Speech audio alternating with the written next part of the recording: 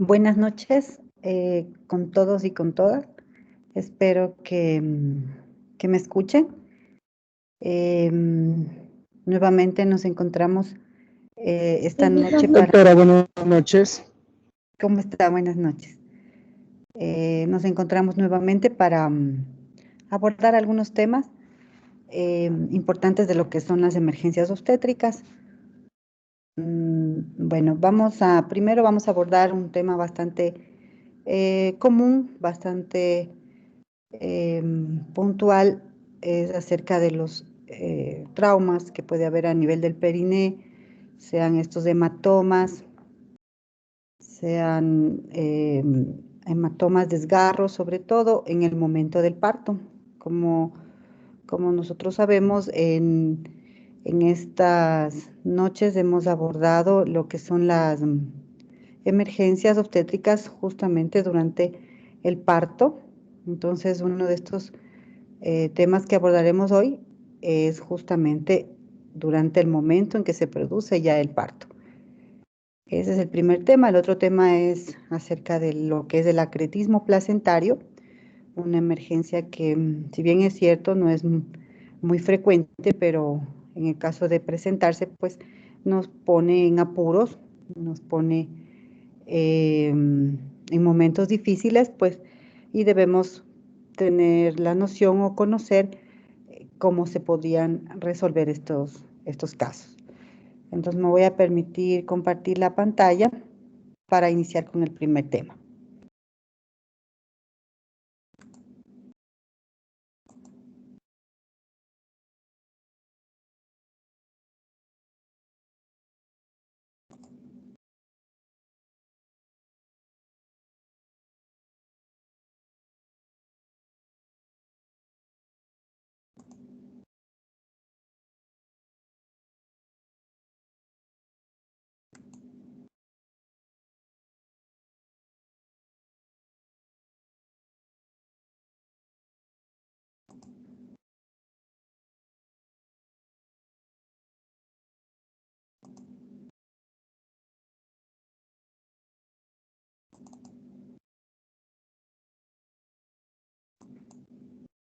Ya.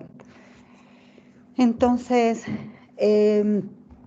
primero las emergencias que vamos a ver esta noche son acerca de los problemas que pueden haber justamente en esa parte del canal blando que se llama, o de la parte por donde va a salir el bebé en el momento del parto, que comprende a esa serie de músculos, ligamentos, tejidos que ya están justamente en la parte final o en el periodo generalmente del expulsivo, ¿no?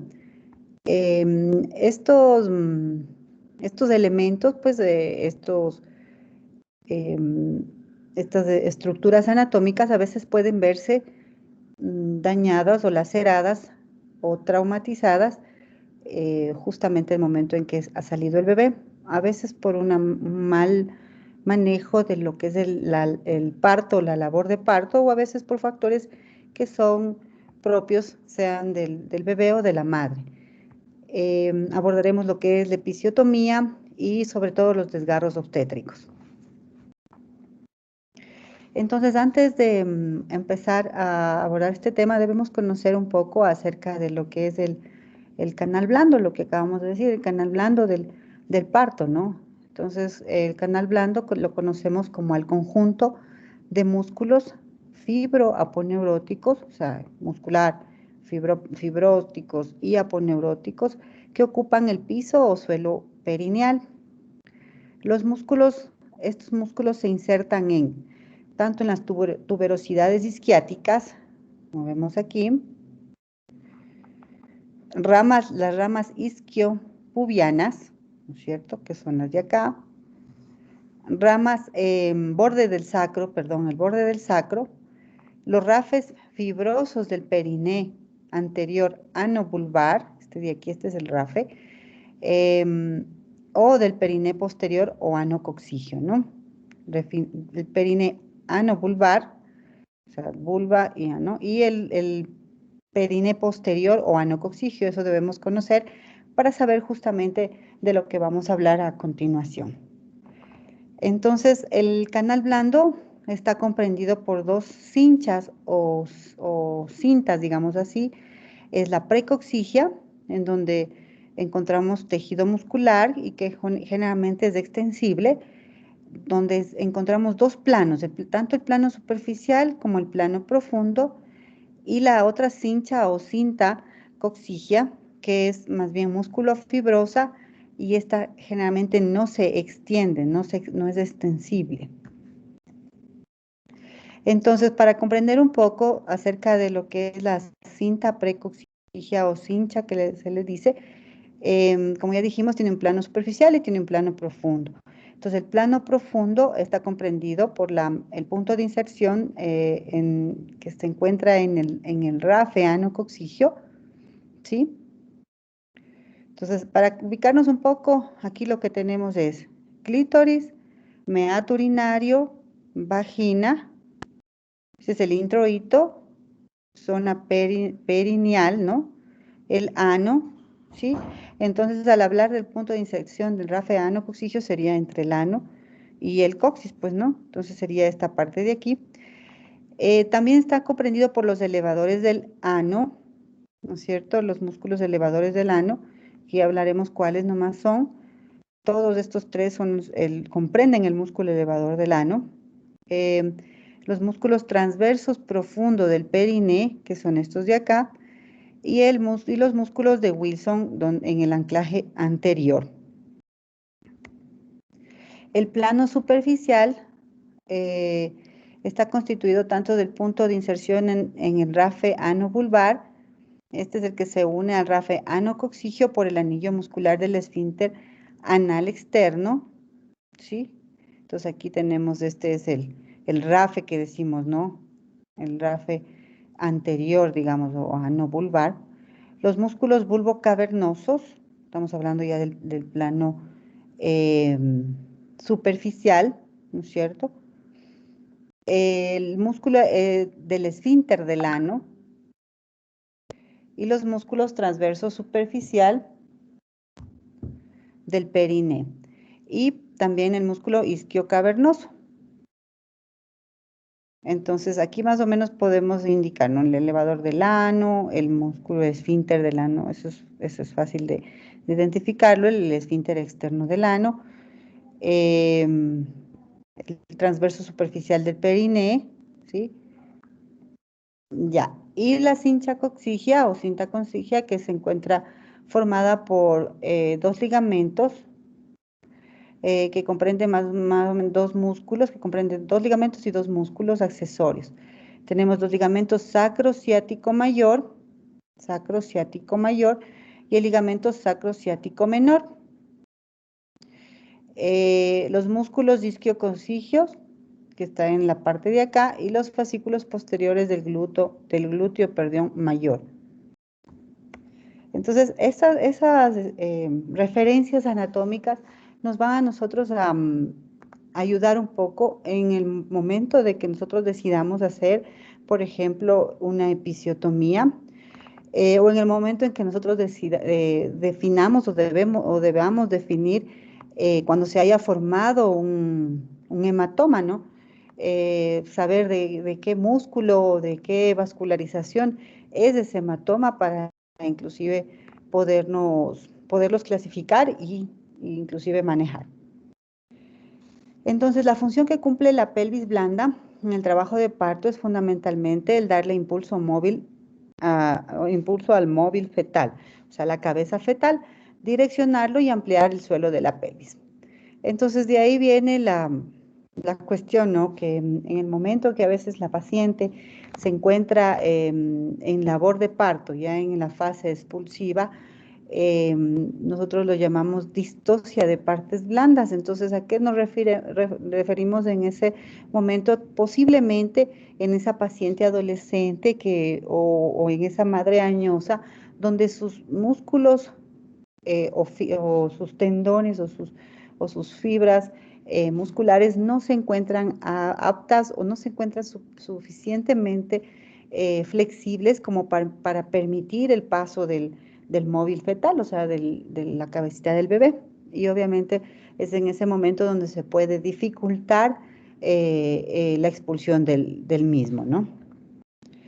Entonces el feto llega al perineo siguiendo el eje del estrecho superior, el estrecho umbilicoccigio, y cae directamente en la segunda vértebra del coxis. Allí la cincha coccigia cede, el coxis retropulsa y el rafe anococcigio empuja a la presentación, haciendo que el orificio anal se abra. Se amplía el perineo posterior y el feto choca contra el rafe ano-vulvar, que también se distiende y se alarga, permitiendo la ampliación de la vagina y de la vulva. Entonces se entiende fácilmente esta situación, ¿no? La cabeza va abriéndose paso y ya sabemos que el feto, por ejemplo, empieza a coronar o empieza a descender a cuarto plano cuando, por ejemplo, ya vemos nosotros en el momento en que ya el ano se empieza a abrir, empieza a distenderse la parte justamente ya perineal, eso nos indica que el bebé está descendiendo de forma adecuada y que posiblemente ya se va a producir la expulsión. Entonces aquí está justamente en relación con la cabecita del bebé, ¿no es cierto? Entonces para ubicarnos un poco, esta es la sínfisis, aquí, aquí ya tenemos la parte de la vagina y obviamente el bebé ya empieza a encajarse y a empujar justamente estos músculos que son los que habíamos hablado, en donde la cabeza va para atrás, ¿no? Y obviamente va a dirigirse hacia la expulsión. Entonces, ¿qué es lo que puede ocurrir justamente en los momentos en que ya el bebé ocurre esta situación y sale, ¿no? Puede haber lesiones del canal blando del parto, entonces estas lesiones son aquellas que pueden ocurrir espontáneamente en diferentes lugares del canal del parto y periné durante el parto vaginal, pues. Entonces, el principal y el más difícil, digamos así, de tratar es el desgarro del cuello de útero, que ya veremos por qué se puede producir, desgarros de la vagina, ¿no? Hay varios grados de desgarros, hemos aprendido todos, y los desgarros de vulva, ya son refiriéndonos de esos a los desgarros externos, sean periuretrales, ¿no es cierto? O a veces inclusive alrededor del clítoris, esos ya serían llamados desgarros de la vulva. Los desgarros del perine, que son los más comunes, ¿no es cierto? Las que inclusive hasta cuando son muy grandes pueden comprometer al ano. Los hematomas vulvovaginales, dependiendo del sector en donde se haya originado, y lo más difícil de resolver, que son las fístulas rectales y urogenitales, que también ya conversaremos. Entonces hablemos sobre los desgarros. Los desgarros del canal blando del parto son lesiones del tejido muscular con daño de las fibras interiores y rotura de los vasos sanguíneos. Entonces, como ya vimos, tenemos una serie de músculos en el canal blando del parto, ¿no? Entonces, justamente esos músculos, cuando se rompen, producen un desgarro. Entonces, estos desgarros pueden categorizarse en grados, como ya los veremos. Y dependiendo del grado, pues será la complicación que se presentará. En lo que respecta a la etiología o a los factores que puedan producir estos desgarros, es una distensión forzada, por ejemplo. Entonces, distensión forzada en el caso de, por ejemplo, tener una labor de parto precipitada, aquellas pacientes que ya han venido manipuladas, que han sido tratadas con dosis no adecuadas de oxitocina, por ejemplo. Tamaño de la cabeza fetal, aquellas mamitas que tienen fetos muy grandes, ¿no es cierto? Que tienen una cabeza muy grande, como por ejemplo los fetos macrosómicos. También depende mucho de las fuerzas expulsivas, o sea, lo que referíamos al inicio. eh, También puede ser dosis elevadas, a veces de oxitocinas o no adecuadas, puede provocar un parto precipitoso y obviamente eso ocasionar un desgarro. Una hipoplasia genital en aquellas pacientes que tienen poco desarrollados sus órganos genitales externos. La edad, como yo les decía, pacientes o adolescentes que no están, su cuerpo no está preparado justamente para el parto. o aquellas pacientes ya añosas en donde ya se ven fenómenos de fibrosis a nivel del canal blando. Y también depende mucho de la paridad, pues no, es muy difícil que en una paciente multípara se produzca desgarros, ¿no? Más ocurre en pacientes que no han tenido bebés o son primigestas.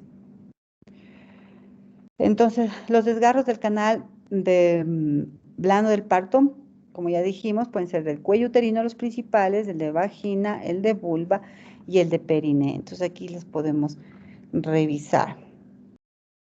Entonces, algo acerca de la fisiopatología, se podría decir, de los desgarros, es que generalmente se debe a problemas mecánicos en el desarrollo del parto, o sea, en la evolución del parto. Esto va a ocasionar traumatismos operativos, por ejemplo, macrosomías, donde puede ocasionar rigidez de cervix y que puede ser muy relacionada a primíparas añosas, por ejemplo. Entonces, la clínica, como todos sabemos, la clínica de un desgarro, donde hay ruptura, donde hay vasos sanguíneos, pues es la hemorragia, el sangrado, ¿no? En lo que respecta al diagnóstico, pues la visualización directa, como podemos ver en las imágenes, se ve el desgarro claramente, igual acá, a través de una especuloscopía.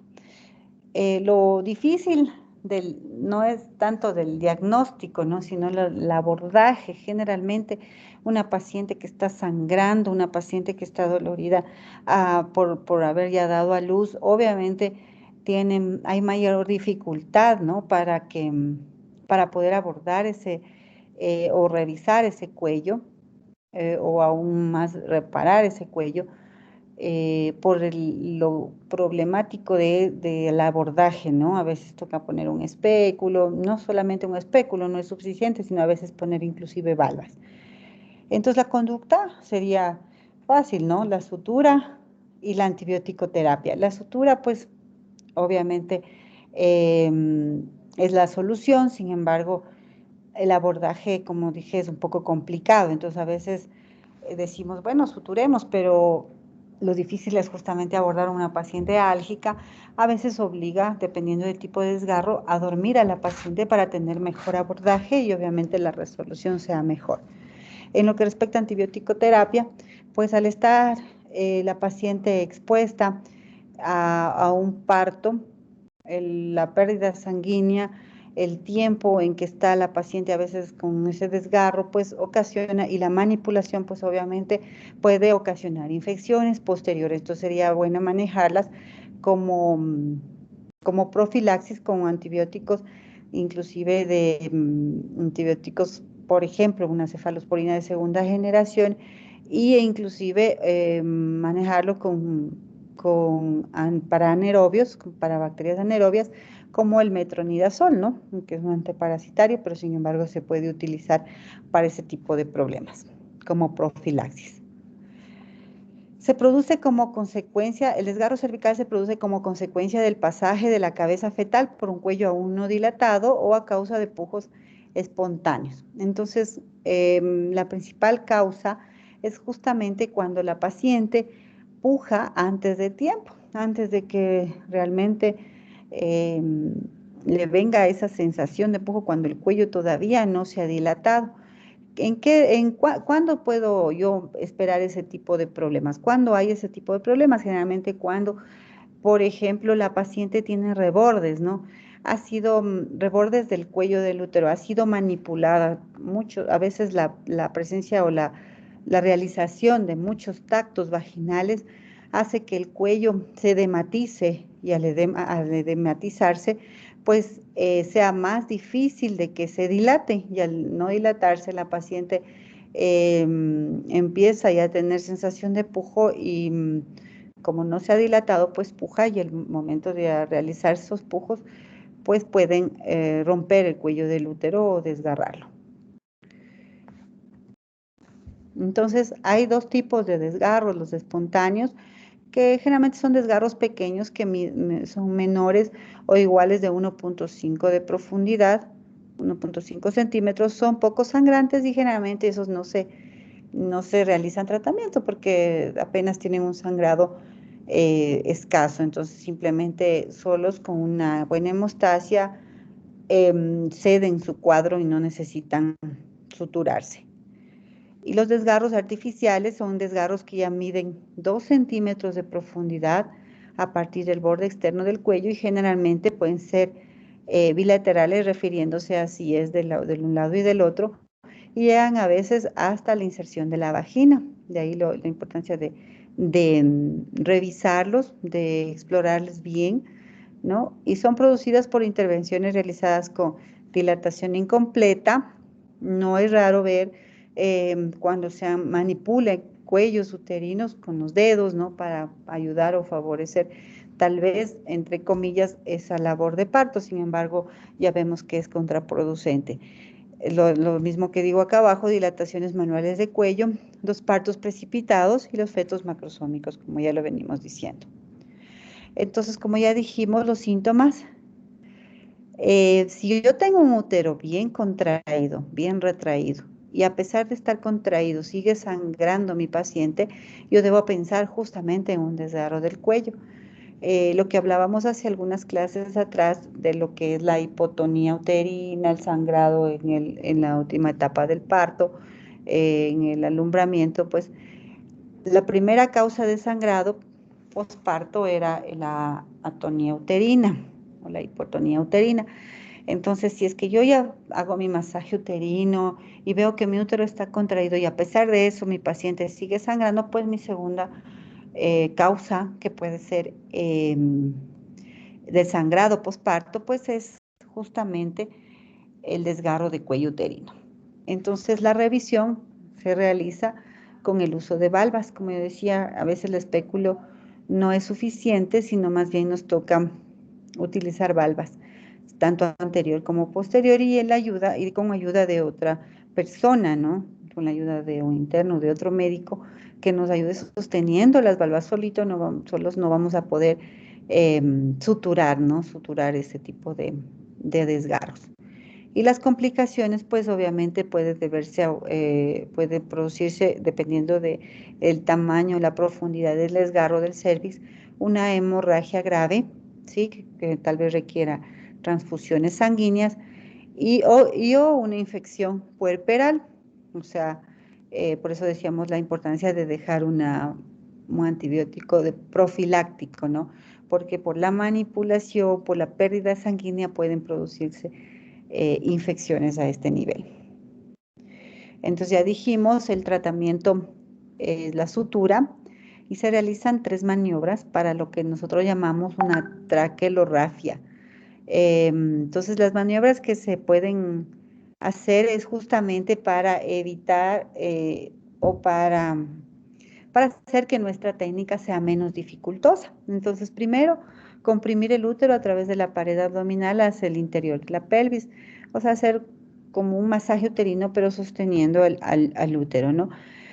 Tomar el labio anterior del cuello con una pinza, generalmente se usa una pinza de aro, y traccionarlo hacia afuera de la vagina.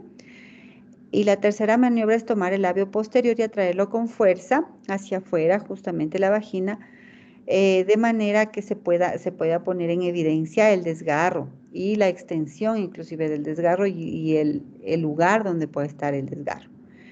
Se coloca una valva separando, aquí es la pared anterior, ¿no es cierto?, del lado del desgarro, y se procede a suturar por puntos separados. Es la pared vaginal, no es la pared abdominal, sino la pared vaginal, y de ahí procedemos a separar o a suturar por puntos separados. Entonces, aquí vemos en la imagen claramente, ¿no?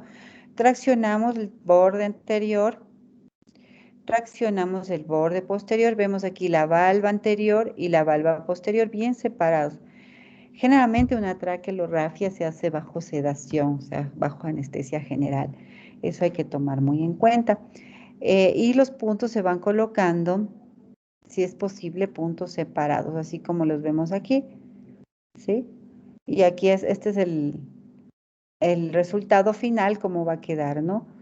Aquí, por ejemplo, este cuello tiene un desgarro en los dos lados, digamos así, o sea, tanto en el lado derecho como de la paciente como en el lado izquierdo. Entonces hay que reparar justamente en las dos partes. Otra de las situaciones que pueden ocurrir justamente en el canal blando que decimos es el desgarro de la vagina. Entonces, ¿qué es el desgarro de la vagina? Es la pérdida de la integridad de justamente la vagina, ¿no? Que se produce durante el periodo expulsivo de la pared vaginal. Entonces, ¿cuál puede ser la causa o la etiología? Una hiperdistensión vaginal, asimismo por macrosomía fetal, por un descenso rápido, tal vez un parto precipitoso, una episiotomía realizada incorrectamente. A veces esas episiotomías que no abordan lo que deben abordar, no son hechas correctamente, pues pueden más bien producir o ser causa de un desgarro que no se pueda controlar. Entonces en la clínica lo mismo, una hemorragia. Yo he visto hemorragias desde leves, o sea, hemorragias moderadas, a hemorragias masivas, sobre todo cuando no se identifica muy bien los planos, cuando hay un desgarro de tercer, cuarto grado, pues obviamente puede llegar a una hemorragia masiva y que inclusive requiera de transfusión en nuestra paciente. El diagnóstico, pues la visualización directa. A veces cuando son desgarros profundos, pues puede ser necesario colocar una valva para identificar con ayuda de alguien. Y el tratamiento, pues, es la sutura. En los desgarros vaginales, pues, obviamente ya no utilizaríamos antibióticos, pues esta situación ya está hacia afuera, ¿no? Hacia casi la parte externa. Entonces, el uso de antibióticos profilácticos, pues, ya queda a consideración del médico, ¿no? Ya no es una obligatoriedad el utilizar antibióticos. Los desgarros de la vulva forman parte de los desgarros del periné cuando pueden comprometer a la horquilla vulvar, pueden afectar al anillo himenial, los labios menores, mayores y de clítoris. Entonces, estos nosotros llamamos ya desgarros de vulva. En la etiología casi la misma que las anteriores, partos precipitados, protección forzada del perineo para evitar la episiotomía, eso también. Aquí sí me detengo un poco porque a veces, mejor dicho, en los últimos tiempos hemos oído y hemos leído también del uso no tan adecuado de la episiotomía. Entonces, a veces decimos, no, pues mi paciente no necesita episiotomía y en favor de eso tratamos de dirigir dirigir el periné, de masajear el periné para justamente evitarnos realizar la episiotomía, que porque la episiotomía a veces es más traumática para el piso pélvico, entonces, y que hay que hacerlo de forma natural mejor, sin necesidad de la episiotomía. Sin embargo, cuando la episiotomía es necesaria, es mejor realizarlo, porque si no, si yo no corto abajo, pues obviamente se me va a desgarrar arriba. Y si es que sobre todo yo no puedo manejar o no manejo bien el periné, no sé cómo hacerlo, pues obviamente puede más bien ser contraproducente y producirse un desgarro. Los desgarros periuretrales son bastante delicados, entonces a veces es preferible hacer una buena episiotomía si yo veo que la cabeza de ese bebé es muy grande, pues es preferible hacerla. Y justamente una de las causas para que se den esos desgarros, pues es el tratar de evitar hacer una episiotomía, cuando a veces sí es necesario. Entonces ahora lo que se hace es defender el uso de la episiotomía cuando es necesario, o sea, tampoco no de forma rutinaria, sino el momento en que sea necesario. En lo que respecta al diagnóstico, lo mismo, ¿no? La visualización del desgarro es lo obvio, y en la conducta, pues la sutura y la hemostasia. Al referirnos a hemostasia decimos en aquellos desgarros en donde no requiere sutura, sino simplemente el tener aplastado, digamos así, o comprimido el desgarro cuando son pequeños es mejor a veces que suturar, sobre todo en esos desgarros periuretrales donde la mucosa es muy delicada y a veces el poner puntos ahí puede más bien desgarrar el mismo tejido. Entonces, a veces solamente estar con un apósito compresivo unos momentos, pues es mucho mejor.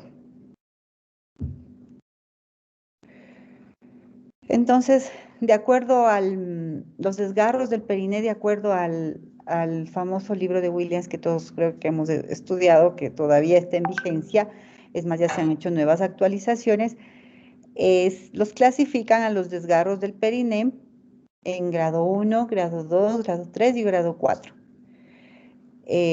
Los del periné son los más frecuentes y afectan a la piel de la vulva, vagina y músculos perineales en grados variables, como ya lo dijimos.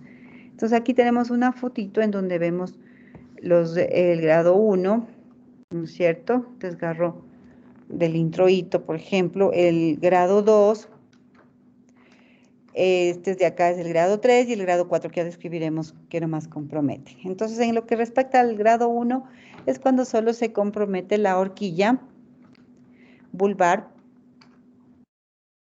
la mucosa y la piel, sin llegar a un plano muscular. Entonces, facilito, no es mayor problema, es suturar. A veces ni siquiera se sutura, simplemente si no sangra, pues no hay necesidad de suturar. El grado 2 es cuando ya lesionan la vagina y el periné, desgarra el músculo, pero sin llegar a comprometer el esfínter del ano. Entonces, aquí vemos, por ejemplo, en la gráfica, se ha desgarrado, se lesiona la vagina, se lesiona el periné, desgarra el músculo, los músculos que se encuentran justamente perianales, pero sin llegar a comprometer el esfínter del ano. Está intacto el esfínter del ano, ¿no? El grado 3 es cuando se extienden desgarrando el esfínter del ano. Y aquí hay desgarro ya en el esfínter. Y el grado 4, pues que nadie quisiéramos que nos pase, es cuando se extiende el ano y el recto. Ya vamos a verlo en forma, lo vamos a ver en forma más práctica en unas fotos que son en vivo, ¿no? Pero aquí ya está comprometido tanto el ano como el recto. Entonces, ¿cuál es la conducta? Para los desgarros del periné, en el grado 1 y el grado 2, identificar, ¿no es cierto?, el ángulo del desgarro. Primerito, yo sé que a veces sangra, pero no es solo cuestión de coger puntos donde esté sangrando, sino de identificar el ángulo, porque como vemos en la técnica, tenemos que suturar inclusive 1 centímetro por atrás del ángulo. Son los puntos que se hacen de anclaje, se llama, como para que nos sirvan de referencia para la sutura, ¿no? Debe estar 1 centímetro por encima del ángulo o por atrás, digamos, del ángulo para la sutura.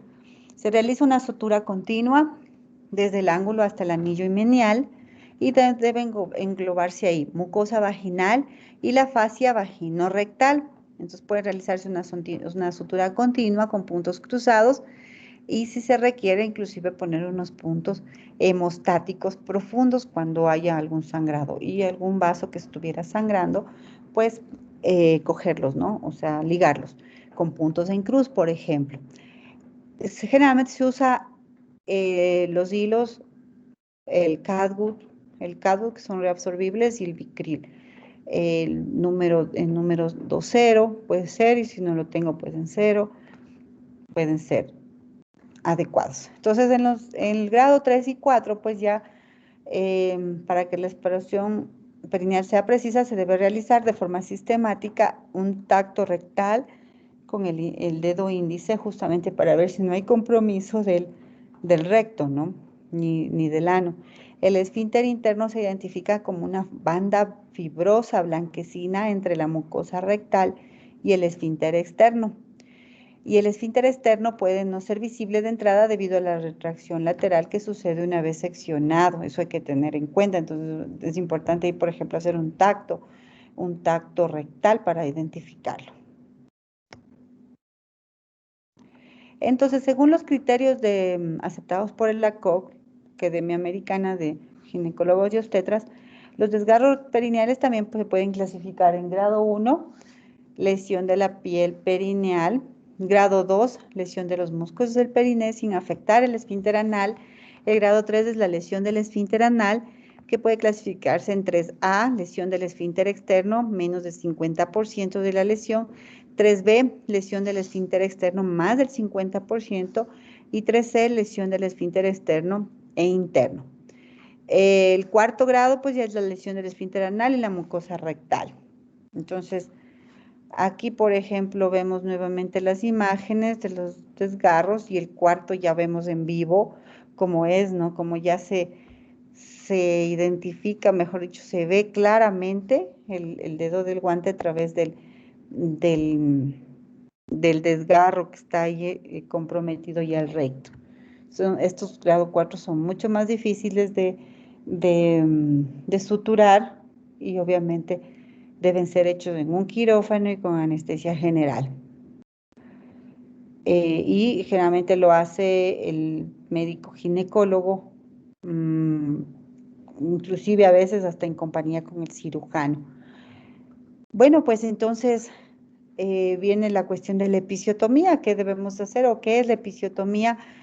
Es un procedimiento que permite acortar, rectificar y ampliar el canal del parto, ¿no? O sea, más sirve para justamente rectificar y ampliar el canal del parto. Acortar generalmente es el tiempo de salida de ese feto, ¿no?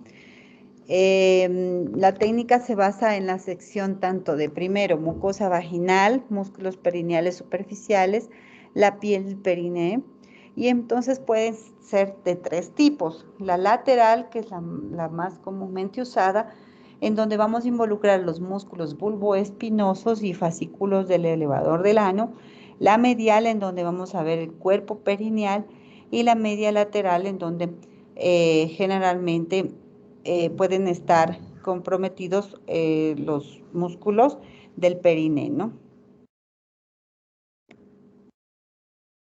Entonces, ¿cuál es el objetivo de realizar la episiotomía?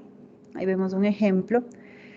Primero, abreviar el periodo expulsivo y disminuir la morbilidad fetal, o sea, evitar lo que es una asfixia. Si yo veo que un bebé no está saliendo o no sale, pues obviamente tengo que hacerle una episiotomía para disminuir el tiempo de salida de ese bebé, evitar la distensión de los tejidos y el desgarro perineal, y prevenir el prolapso genital y la incontinencia urinaria ya cuando en la paciente que se encuentra en etapas o en una edad avanzada.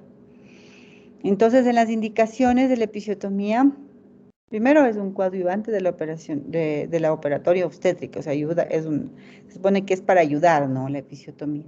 Entonces, hay indicaciones precisas, indicaciones fetales, indicaciones maternas. En las indicaciones fetales, cuando hay, por ejemplo, macrosomía fetal, hijos de madres diabéticas, pues no hay para qué pensar más en que debemos realizar una episiotomía.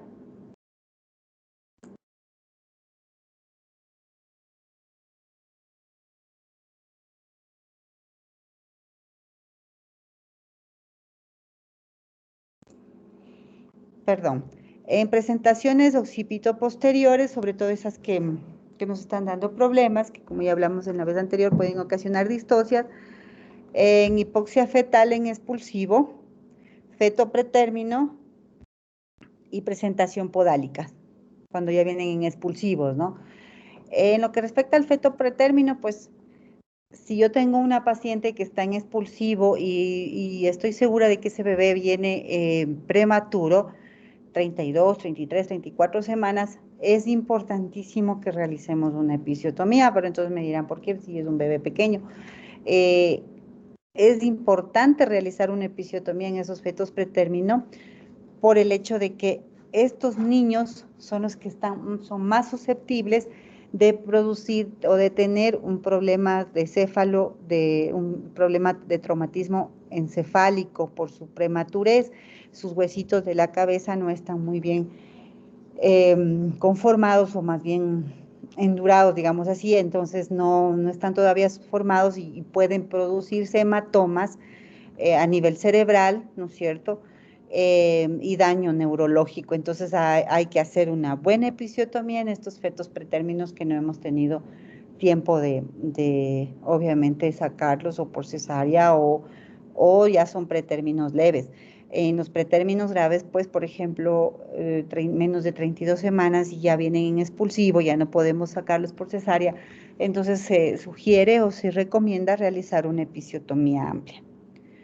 En las indicaciones maternas tenemos las vitales, por ejemplo, cuando tiene un periné cicatricial, un periné rígido, es lo que nosotros llamamos la distosia de partes blandas, periné corto, un parto precipitado de urgencia.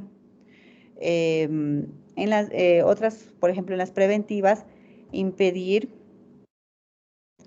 prolapso urogenital y la incontinencia urinaria a corto y mediano plazo. Entonces vamos a ver lo que es las ventajas y sus desventajas, ¿no? Dependiendo de inclusive el tipo de episiotomía que realicemos. En las ventajas tenemos en la episiotomía media, es de fácil realización, se realiza fácil, no incide en fibras musculares, entonces el sangrado va a ser menor, fácil de reparar, es fácil de reparar, está en la mitad, puede haber una buena cicatrización, hay un escaso dolor puerperal, o sea, después del parto se tolera mejor y menos causa de dispareunia posteriormente, ¿no? Buen resultado anatómico, realmente es como que no le hubiéramos hecho nada. Pero el problema principal de la episiotomía media es justamente que se nos pase y se produzca o se produzca un desgarro del esfínter anal y del recto. Entonces ahí nos ponen aprietos. Esa es la principal causa por la que la mayor parte de veces no se usa este tipo de episiotomía o no se la prefiere, sí se la usa, pero no se la prefiere. En la medio lateral, que es la más común, proporciona un buen espacio vaginal y es baja la frecuencia de desgarros 3 y 4, que son los más complicados, más complejos. El problema es que se inciden, más bien dicho, fibras musculares, entonces el sangrado puede ser mayor, ¿no es cierto? Va a haber mayor sangrado. Hay más dolor puerperal, porque obviamente no está siguiendo las líneas anatómicas, pues, ¿no? Entonces puede haber un dolor mayor puerperal y una dispareunia posterior. Hay un peor resultado anatómico y estético y la cicatrización, pues por ende, se va a volver más difícil. Entonces, aquí vemos los fetos macrosómicos, ¿no es cierto? Entonces, lo que se quiere es justamente evitar los desgarros perineales. A veces los desgarros también pueden producirse por el uso justamente de esto de los forceps, ¿sí? Entonces, eso es lo que se desea, evitar justamente esta complicación que son los desgarros. Entonces, ¿cuál es la técnica y el momento de realizarla? Primero hay que visualizar la presentación a través del introito y a aproximadamente 3 centímetros es lo que vamos a visualizar. O sea, si yo ya tengo, estoy visualizando y tengo un diámetro de 3 centímetros de lo que visualizamos ya la cabecita del bebé, pues ahí sería el momento de realizar la episiotomía. Ahí estamos viendo una media lateral del lado izquierdo, se puede hacer también del lado derecho, dependiendo de cómo se acomode. La técnica y el momento de realizarla, como ya dijimos, ¿sí? Ahí vemos el resultado. Entonces, ¿cuándo realizarla? Si se realiza de forma tardía, puede producir elongación, estiramiento y lesión músculo-nerviosa.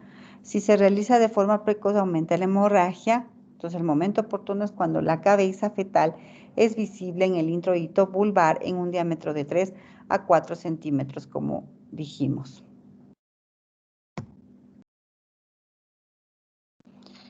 Entonces, una vez que ya realizamos la episiotomía, salió nuestro bebé, se ha controlado la hemorragia, no ha habido ningún problema. Ahora viene la sutura, la episiotomía que se llama la episiorrafia, que todos creo hemos realizado, en donde empleamos suturas generalmente reabsorbibles, ¿no?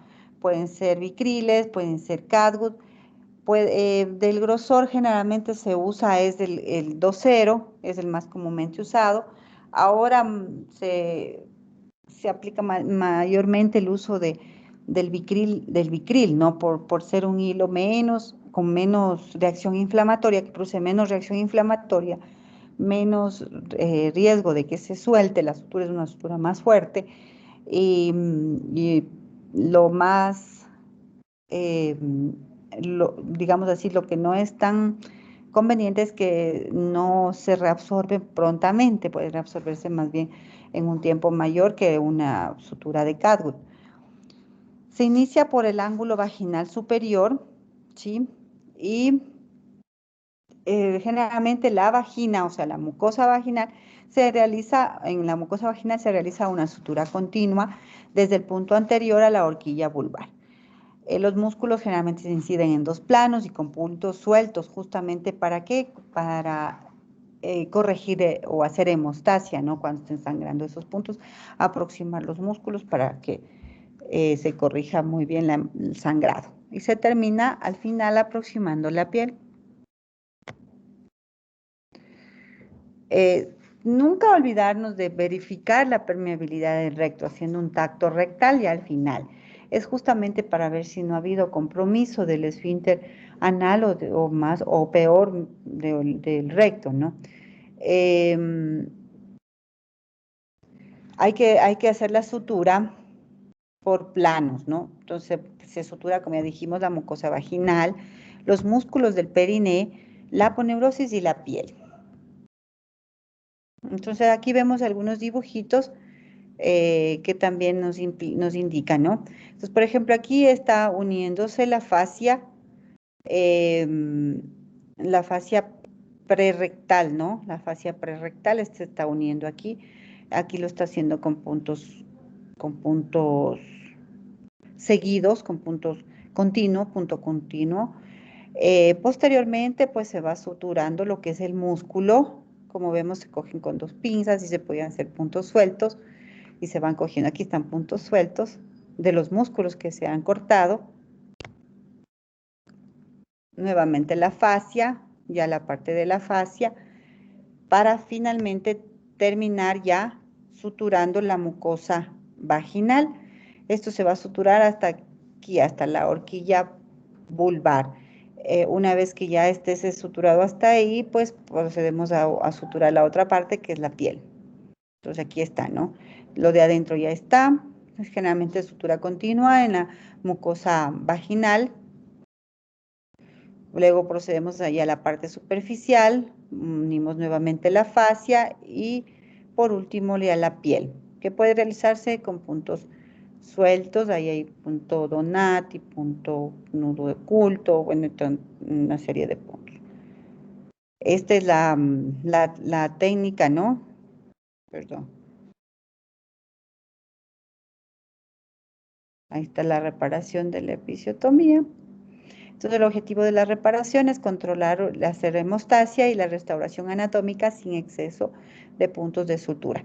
Es importante dejar una buena anatomía porque de eso dependerá a futuro el que la paciente no presente dispareunia y problemas en el piso pélvico, ¿no? Incontinencia sobre todo y la dispareunia, porque a veces una sutura muy apretada pues puede ocasionar un problema de dispareunia futura. Entonces las complicaciones pueden producirse hemorragias, desgarros perineales, hematomas, dolor, dehiscencia, o sea, cuando se abre la sutura, infecciones, como consecuencia a veces de la infección puede producir dehiscencia o al revés, una fascitis necrotizante en el peor de los casos, endometriosis, fístulas e inclusive formación de quistes de Bartolino. Ahí tenemos un hematoma de la episiorrafia, es una complicación feísima. Entonces, generalmente el hematoma ya vamos a ver, lo que debemos hacer es un drenaje. Y aquí tenemos el más feo de los desgarros, que es un desgarro de 4º grado. A veces son consecuencias de un de una prolongación de una episiotomía mal realizada. Entonces, ahí vemos, lo que vemos aquí, esto blanco es el dedo del examinador y vemos que hay un contacto de vagina hacia el recto, ¿no? Entonces, ¿cuál sería el tratamiento de los desgarros? Como ya dijimos, los pequeños desgarros de la pared vaginal anterior, pericliptorianos, periuretrales y de los labios son relativamente comunes y muy a menudo son superficiales y sin hemorragia, por lo que no es necesario a veces ser reparados con sutura. Como ya dijimos, puede inclusive producir más bien en la sutura un trauma, ¿no? Un desgarro. Episiotomía y desgarros de segundo grado de reparación y tipos de sutura. Entonces aquí tenemos una sutura continua, como ya dijimos, podemos realizarlo. Puntos separados, generalmente en el plano muscular y hacia afuera, y también se sutura en la piel ya con puntos sueltos. La sutura de la vagina generalmente se puede realizar puntos X en el ápice de la herida para asegurar los puntos de sangrado que no pudieran ser visibles. A veces cuando está sangrando mucho, pues nos obliga a poner puntos en X como para comprimir esa hemorragia. Luego se realiza una sutura continua para cerrar la laceración vaginal, la cual determinará a nivel de la horquilla vulvar con un nudo. Se debe terminar, ¿no? Y la sutura del plano muscular. Los músculos, cuando están profundos, se pueden aproximar con puntos simples o con suturas continuas, procurando alinear el músculo para que los bordes de la piel puedan volver a aproximarse sin tensión. Y la piel, finalmente, con sutura transcutánea, subcutánea o interrumpida. O sea, hay varias técnicas. Los de tercer y cuarto grado deben realizarse por un médico entrenado, como ya dijimos, hacerlo en quirófano y generalmente es con anestesia general o regional. Se repara con puntos simples de Vicryl 3.0. Bueno, pues entonces ahí, ¿cuáles serían las estrategias para la prevención de desgarros obstétricos severos? El masaje o apoyo perineal. Está comprobado de que el masaje en el periné antes del parto e inclusive intraparto pueden favorecer a la dilatación, digamos así, o la expansión del músculo, los músculos, y evitar así los desgarros. El apoyo manual para la protección del periné, que creo que se lo hace comúnmente, o todo el mundo lo hacemos. Compresas calientes también favorecen la posición del parto, ¿no? A veces la posición más cómoda para la paciente es la posición que menos problemas va a tener en lo que respecta a los desgarros. Y el pujo retrasado, eso quiere decir que la paciente no esté pujando antes de tiempo, pues porque obviamente eso va a ser contraproducente. Los cuidados inmediatos de las mujeres con desgarros anales de origen obstétrico, los antibióticos que ya dijimos que generalmente pueden ser cefalosporinas de segunda generación y también va acompañado de medicación para anaerobios como el metronidazol, 500 miligramos al momento de la reparación. La sonda vesical es importante, sobre todo en esos desgarros vulvares donde son periuretrales, pueden producir, es necesario la sonda obligatoriamente hasta para dirigir mi sutura si es que debo reparar ese desgarro y no cometer errores o realizar iatrogenias. La analgesia posoperatoria, importantísimo, y el uso de laxantes sobre todo en los desgarros de tercer y cuarto grado, pues obviamente donde la paciente va a tener dificultad, sobre todo en las primeras evacuaciones, ¿no? Entonces, ¿cuáles son las complicaciones principales que ya dijimos, pues, de las episiotomías? Los derrames sanguíneos que se producen en el espesor del tejido conectivo durante el parto por desgarros de los vasos sin rotura de tejido superficial. Entonces hay dos tipos, los situados por debajo del elevador del ano y los situados por encima del elevador del ano. Entonces el diagnóstico es fácil, la tumoración dolorosa de color rojo azulado en la vagina, el dolor en el hipogastrio con defensa muscular involuntaria y la conducta pues de la evacuación mediante la incisión, ¿no es cierto? Bueno, entonces el drenaje, la ligadura si es posible de ver, del vaso sangrante, o sea, hay que lavar bien, limpiar bien hasta lograr identificar el vaso que sangre, y la sutura posterior. Otra de las situaciones que pueden producirse a nivel del canal del parto son las fístulas rectovaginales, donde hay una conexión anormal entre el recto y la vagina, y donde los gases o las heces pueden inclusive filtrarse desde el intestino hacia la vagina. Entonces, la etiología es una mala técnica de episografía. A veces suturamos por suturar, si no conocemos es mejor no hacer. Como si hacemos más no haciendo daño. Si no sé o desconozco, tengo un grado o un desgarro de grado 3 o 4, pues es importante que alguien que tenga mucha experiencia, pues sea el que lo repare, para justamente reconocer todas las estructuras y reparar bien la anatomía.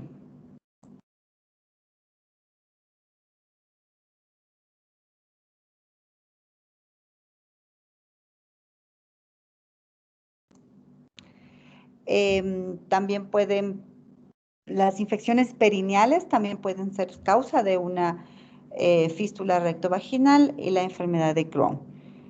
En la clínica, pues ya dijimos, puede haber expulsión de heces o gas por la vagina, incapacidad para controlar las evacuaciones intestinales, puede haber una incontinencia, ¿no es cierto?, fecal, que se llama, secreción vaginales con olor desagradable, infecciones vaginales recurrentes, como es de esperarse, dolor durante las relaciones sexuales, dispareunia.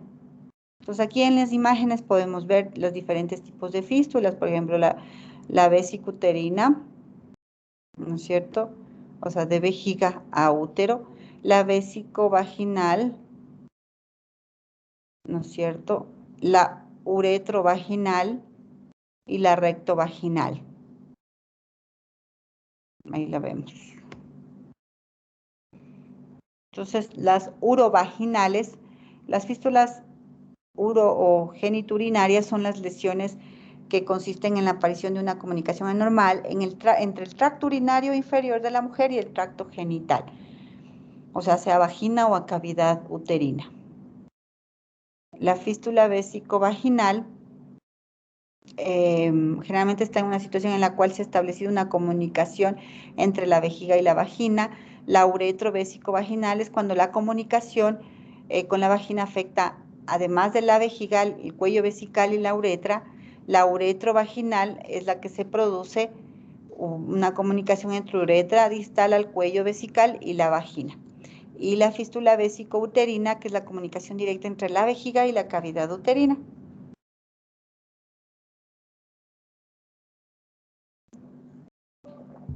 Ahí tenemos una imagen más ampliada de lo que acabamos de decir. Generalmente la vesicuterina se ve muy frecuente, o más frecuente se ve en procedimientos como cesáreas, no más que en los partos. Bueno, si es que existe alguna pregunta por parte de los que estamos escuchando la charla, pues no hay problema, me avisan hasta preparar la siguiente.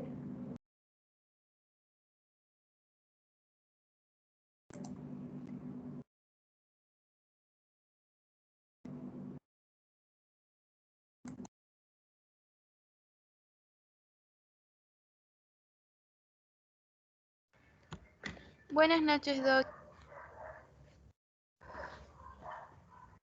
Sí te escucho, dime, Cintia. Doc, es la primera vez que yo escucho que se puede suturar la episiotomía con Vicryl, pero en ese caso, ¿sería igual que el CAPUT? ¿El CAPUT? ¿Sí? ¿Se Sí, dejaría sí. y no? Cintia, ahora la tendencia es justamente suturar con Vicryl. Es Vicryl 2.0. O sea, nosotros generalmente usamos el Catgut, ¿no es cierto? El cromado o Catgut 2.0. Entonces ahora, más bien la episiotomía en nuestros últimos años se ha demostrado que va mucho mejor con el Vicryl.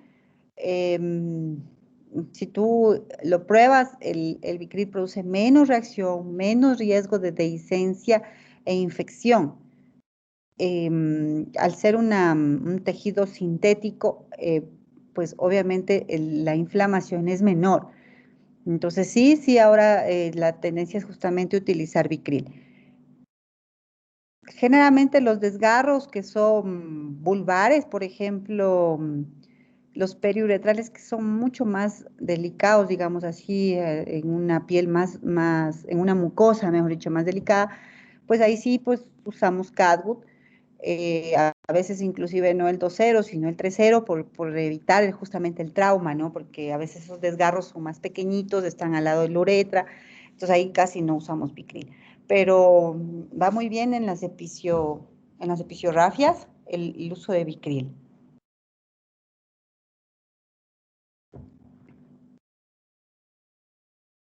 Muchas gracias, Doc. Ok. Doc, buenas noches.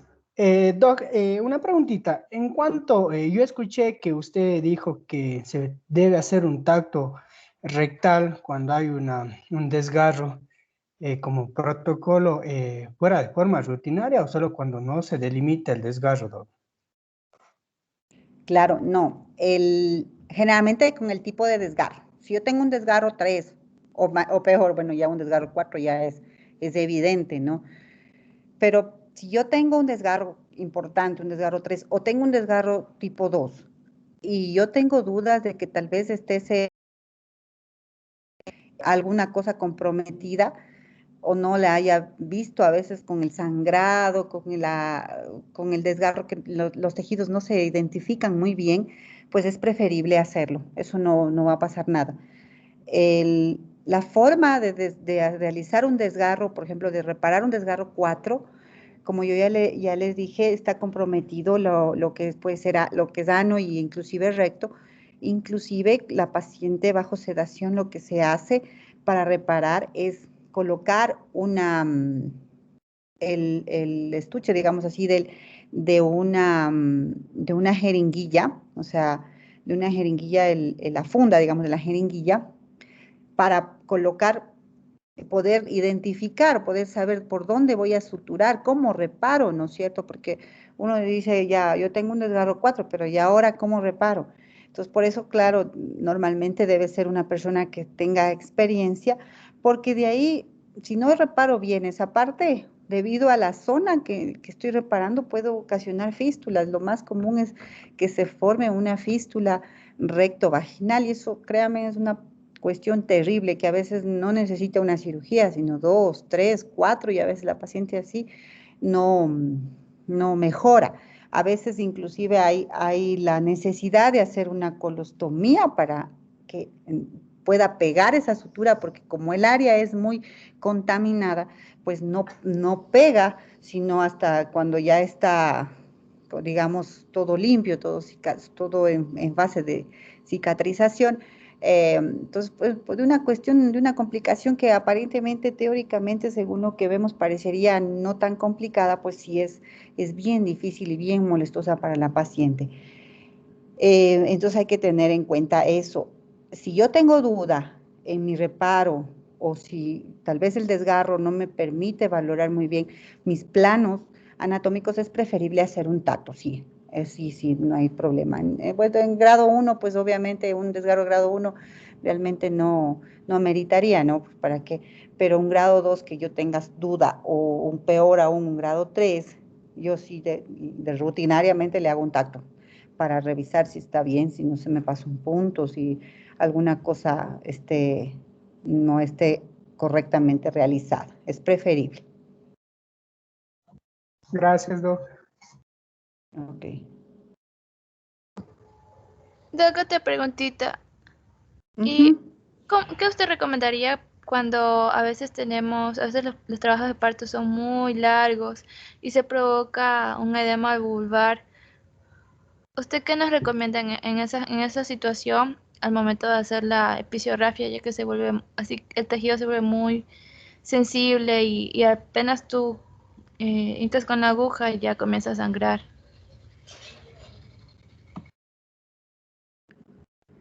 Sí, Realmente esa es una muy buena pregunta porque hemos tenido edemas terriblemente grandes, vulvares terriblemente grandes, que dificultan la salida o la expulsión. En ese caso, ha habido consecuencias, ha habido situaciones, mejor dicho, en donde hemos tenido que terminar haciendo cesárea y sacar al niño de pies. O sea, como ya está en cuarto plano el niño, ya está abajo, y el edema vulvar ha sido tan impresionante que no permite ya, constituye ya una distosia, ¿no?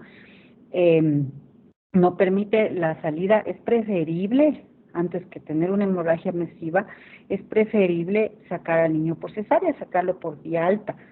Y lo sacamos pues de pies, porque como ya está bajo la cabeza, pues regresarlo a veces puede ser una ruptura uterina, entonces es una emergencia mucho más compleja. Entonces lo que se prefiere es hacer la incisión, generalmente una clásica, y sacarlo de pies, que es mucho más factible, menos daño, aunque con todo y eso puede producirse un desgarro del segmento, ¿no? O a veces del útero, pero es mucho más dable. Si es que mi edema veo que no es tan complejo, pues como que pueda dificultar a la salida, pues tengo que hacer una episiotomía que yo vea que no me vaya a comprometer muchos vasos. O sea, si es que el edema es más manifiesto a nivel del lado derecho, pues lo voy a hacer en el lado izquierdo, el epicio, ¿no? Porque a veces eso obliga. De ley me va a tocar hacer un epicio, porque si yo le dejo que eso se evolucione, normalmente se va a explotar todo y me va a haber desgarros que tal vez no pueda controlar. Entonces yo tratando de evitar el lado más edematizado, entonces ahí yo cortaría o haría una buena epicio. Y sí tendría que hacer una buena epicio porque obviamente es un tejido bastante friable, que el momento en que sale el bebé, con el epicio se facilita la salida, pero también puede haber desgarros en otros lados. Obviamente tenemos que tener cuidado en la valoración, ¿no? Porque si yo veo que tiene un edema terrible, porque sí hemos tenido, yo sí he tenido el caso de veces de edemas que no dejan progresar el bebé, y por más que uno quiera, no puede a veces ni siquiera meter el dedo, digo, para hacer un tacto peor, que salga por ahí la cabecita. Entonces es preferible terminar por vía alta y sacar al niño ya no le cogieron la cabecita, sino de pies, le sacamos de pies.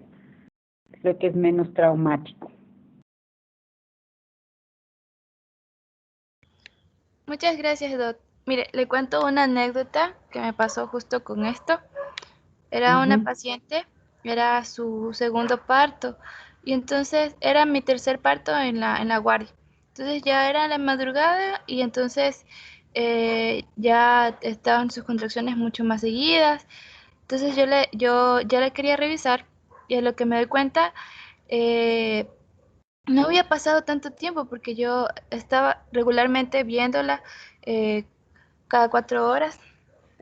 Y entonces ella había estado pujando antes de tiempo, antes de sentir la sensación de pujo, que se había hecho un edema, pero fatal, fatal, fatal, fatal. Y entonces me acuerdo que ya la subí a la sala de parto y comenzó a sangrar solito, solito comenzó a sangrar, porque estaba todo edematizado el cuello y la vulva. Entonces recuerdo que llamé al personal de salud del hospital que estaba casi como a 15 minutos de nosotros y me dijeron que le colocara oxitocina para que tuviera mucha más fuerza y que la paciente solita pujara por sí solo sin que nosotros tocáramos.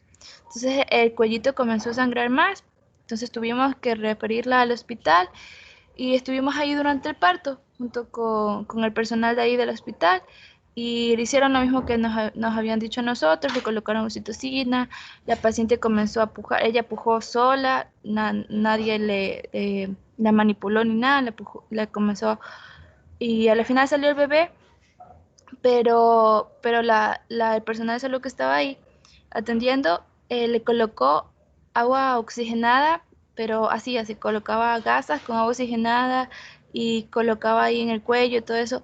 Obviamente no sangró, pero quería saber su opinión sobre esto, o sea, sobre todo lo que le estoy contando.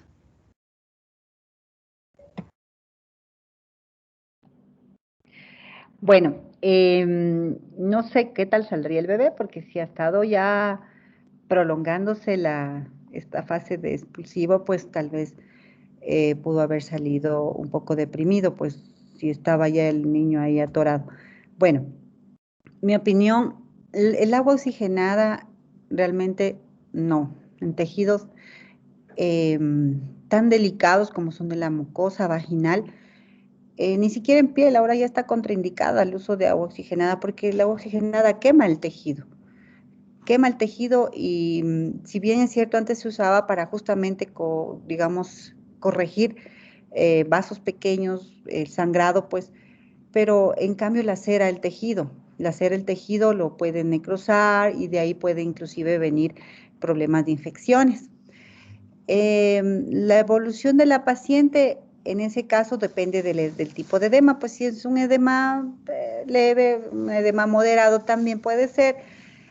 Obviamente la salida del bebé está muy bien, o sea, ponerle oxitocina y esperar que evolucione espontáneamente.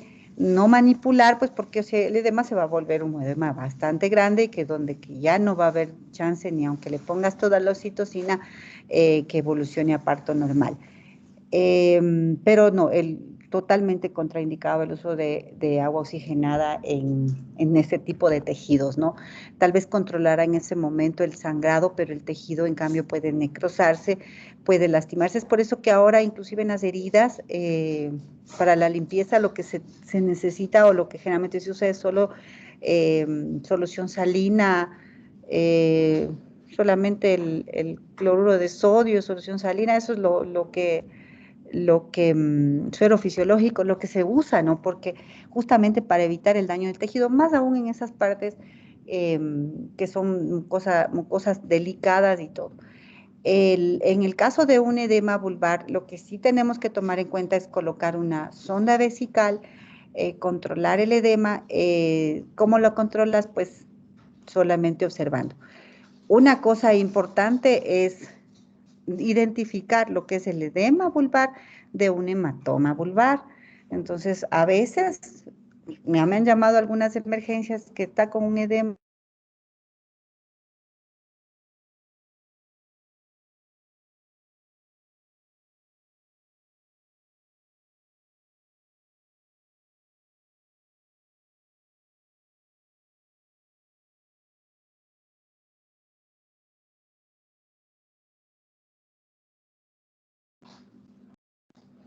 Parece que, sí, no sé si me escuchan, porque parece que se fue un momento el...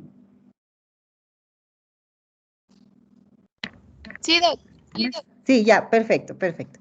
Eso, entonces, claro, lo que han hecho es de poner oxitocina, de ayudar al alumbramiento, está perfecto, pero la cuestión de la oxitocina, perdón, del agua oxigenada, sí no comprendo y tampoco no comparto. El, Hace tiempos, yo también cuando era interna, veía como algún médico, igual inclusive hacía la revisión de la cavidad que se llama, o sea, la limpieza de la cavidad después del parto, para ver si no había restos y membranas. Él utilizaba agua oxigenada, o sea, no es la primera vez y eso fue hace muchos años, realmente no sabía que todavía en algún lugar podría usarse porque eso ya está contraindicado. El agua oxigenada como para limpiar, peor para tratar hematomas, peor para tratar sangrados. En ese caso, si yo tengo un sangrado que sé que es de una parte activa, o sea, por ejemplo, de la vulva, y que yo prefiero utilizar el ácido tranexámico, que es un hemostático que no le va a hacer ningún daño a la mamá y que va a ayudarnos a controlar el sangrado. Poner apósito compresivo y si es que logro identificar el vaso, suturarlo y perfecto, va bien. Bueno, pues posteriormente ya pondremos hielo local, ya cuando la paciente esté en recuperación y los antiinflamatorios respectivos. Pero en ese caso, cuando el edema es muy, muy importante, ya dificulta la salida, es preferible terminar el embarazo por vía alta para evitar el trauma de la vagina, que también puede terminar en una hemorragia masiva y que requiere inclusive transfusión, y eso no es lo que queremos. Entonces, pedir ayuda, lo que han hecho ustedes está muy bien, o sea, transferir a la paciente, solicitar ayuda donde esté el personal, en el caso que pase algo, pues ya estése atentos. Y el uso de agua oxigenada como para corregir el sangrado es preferible mejor no hacerlo con eso y más bien utilizar, por ejemplo, el ácido tranexámico intravenoso, 500, generalmente se usa 500 a 1 gramo. En ese momento, intravenoso, les va muy bien, actúa rápidamente y el sangrado se controla de manera más adecuada.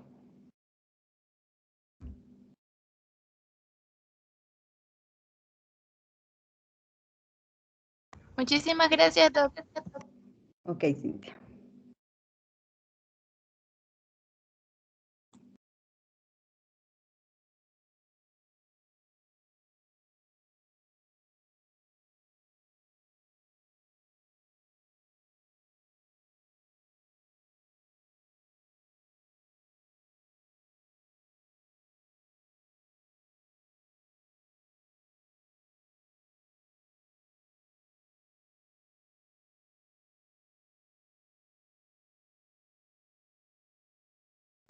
Bueno, como siguiente tema vamos a hablar un poco acerca de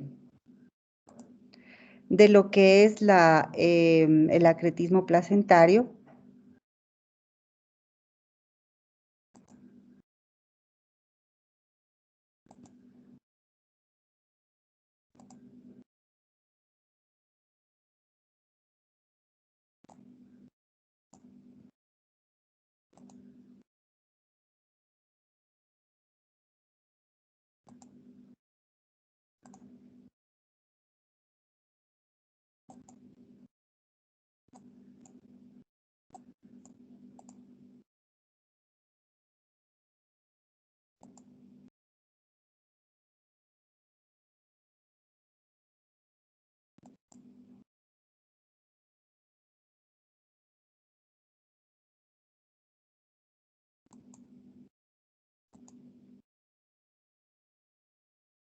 Ya, espero que si se logre ver, si es que en caso no se ve, me avisa.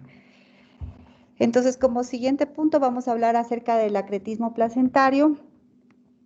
Entonces, vamos a definir brevemente qué es el acretismo. Es una adherencia anormal, firme al miometrio, por ausencia parcial o total de la decidua basal y un desarrollo imperfecto de la capa de Nitabuch. Eso ya vamos a indicar lo que es. Generalmente esta capa es una zona de fibrosis, una zona de fibrinolítica. Bueno, ya les voy a indicar. Entonces, dentro de esta definición incluye la placenta, que ya la vamos a definir acreta, íncreta, percreta, ¿no? Que ya la vamos a ir viendo. Entonces, ¿qué es esta capa de Nitabuch? Esta es una capa de fibrina, ¿no? Tiene fibras, fibrosis, es una fibrosis, ¿no? Que no, cuando no existe, como en este caso, mira, hasta aquí estamos normal, hay esta capa que la delimita entre la decidua basal y esto que son las vellosidades coriónicas, es como una membrana, una capa. Entonces, si esta capa de Nitabuch no existe o está incompleta, entonces va a venir lo que es el acretismo, ¿no es cierto?, placentario, una placenta acreta. Aquí ya vemos una placenta íncreta donde ya se meten las fibras musculares y una placenta pércreta donde a partir de músculo también invade la serosa e inclusive otros órganos que pueden estar vecinos al útero, ¿no? Esto ya es más grave, más complejo y estos son los que van a producir mayor problema de sangrados, que como ya veremos. Entonces es justamente esta pérdida de esta capa de Nitabuch, esta fibrina, esta estructura fibrótica que separa la decidua de justamente las vellosidades coriónicas, lo que produce el acretismo placentario. Entonces la incidencia de la placenta acreta puede estar relacionada directamente con el número de cesáreas, y entonces así sabemos que el acretismo es mucho más común en las pacientes que presentan placenta previa y que presentan cesáreas o cicatrices uterinas anteriores. Entonces tenemos, por ejemplo, en porcentajes 0.67% luego de haber tenido una cesárea, una primera cesárea, 1.8% luego de una segunda, 3% luego de una tercera cesárea y 10% luego de una cuarta cesárea. Entonces, importante para identificar. Placenta ácreta, donde las vellosidades se están uniendo al miometrio, pero sin embargo todavía puede ser tratable o, como decir, podemos desprenderla o puede desprenderse y sin mayor problema, ¿no? Una placenta increta, como vemos aquí, o sea, ya está en el músculo. Estas placentas generalmente ya nos pueden ser extraíbles y generalmente terminan en histerectomía. Y peor aún, una placenta percreta, donde las vellosidades ya penetran el miometrio, inclusive salen de la serosa del útero, en donde ahí sí, pues, aparte que pues esa paciente puede perder el útero, se puede realizar una histerectomía. Esta sí es que invade aparte de abdomen, por ejemplo, a intestino o a vejiga, pues ahí sí estamos en serios problemas, porque ese trofoblasto pues tendrá que ser sacado y obviamente puede terminar esa paciente en sangrados importantes e inclusive a veces ser operada también por cirujanos, porque ya puede invadiendo al intestino, pues a veces termina puede terminar en una cirugía mayor, ¿no? Donde necesite colostomía, una tragedia. Igual a veces puede también invadir a vejiga, que también es cercana al útero, entonces ahí sí necesita a veces la extracción de parte de la vejiga, eso ya con la ayuda de inclusive el cirujano, el urólogo, ¿no? Entonces esa es la placenta, ese es el tipo de inserción de placenta o de placenta que no quisiéramos que a nadie nos pasara, pero a veces puede ocurrir. Entonces generalmente el manejo necesita de un equipo completo, ¿no? Una placenta percreta. Entonces, para ir definiendo y viendo más o menos la invasión, entonces vemos aquí, por ejemplo, en la normal tenemos el endometrio, el miometrio y la serosa. En la ácreta ya puede invadir a lo que es el endometrio, pues invade el endometrio, y parte del miometrio. En la increta ya invade al miometrio y en la percreta ya se pasa inclusive de la serosa. Entonces, hay que tratar de reconocer los factores de riesgo, porque a veces las placentas ácretas no se identifican, a veces solamente con un personal muy experimentado puede identificar ecográficamente, o en esas pacientes que están en controles, que sí se han hecho controles, pero como sabemos en nuestro medio, hay pacientes que a veces no se hacen ni un control y solo van a dar a luz al hospital, o en el mejor de los casos, o a veces dan a luz en sus casas, y no sabemos si tendrán este tipo de problemas, ¿no? Entonces, los factores de riesgo: placentas previas, cesáreas previas, cirugías uterinas previas, refiriéndonos, por ejemplo, a miomectomías, ¿no? Traumatismos del miometrio, ¿sí? Edad materna avanzada, por ejemplo, pacientes que tienen placentas muy maduras, y a la multiparidad también, pues obviamente en esos úteros debilitados. Entonces, en lo que respecta al cuadro clínico, no existe un síndrome, digamos, para el ecletismo placentario, pues pueden surgir hemorragias a consecuencia de la placenta previa coexistente, claro, pues porque si yo tengo una placenta previa, sospecho que tal vez puede ser mi placenta puede también tener un cierto grado de ecletismo. Y a veces, inclusive, no dar ningún síntoma y se puede diagnosticar, no sino hasta el alumbramiento. Entonces, el diagnóstico, obviamente el certero, el que si esa paciente es una paciente que acude a sus controles prenatales, pues podría diagnosticarse en una fase prenatal, pero a veces no es esa la realidad. También se puede diagnosticar, o en esa ecografía uno se puede sospechar, ¿no? Sospechar, ya se ve imágenes donde pueda haber un problema de acretismo, pero se diagnostica generalmente con la flujometría Doppler, ¿ya? Y se confirma el diagnóstico con una resonancia magnética para saber inclusive el grado de acretismo que tenga esa placenta. Entonces puede haber signos como por ejemplo el abombamiento de la placenta, ¿no? En la imagen, como vemos aquí, hay como en la línea, se pierde esa línea, ¿no? Que no vemos, que hay la diferencia entre el útero, o diferencia entre la capa del útero y la placenta, y el Doppler es una de las herramientas fundamentales para saber hasta dónde está, mire, por ejemplo, este es el músculo, entonces si vemos aquí la vascularización de la placenta, miren, se está infiltrando, ¿no? Hacia el músculo, entonces eso ya puede ser un diagnóstico, ¿no?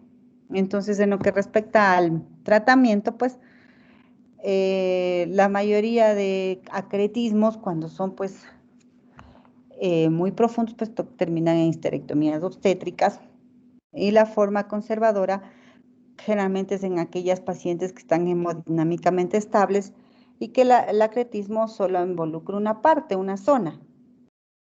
Entonces ahí lo que se puede hacer son suturas en el lado, en el lecho donde está o sospechamos que está el acretismo.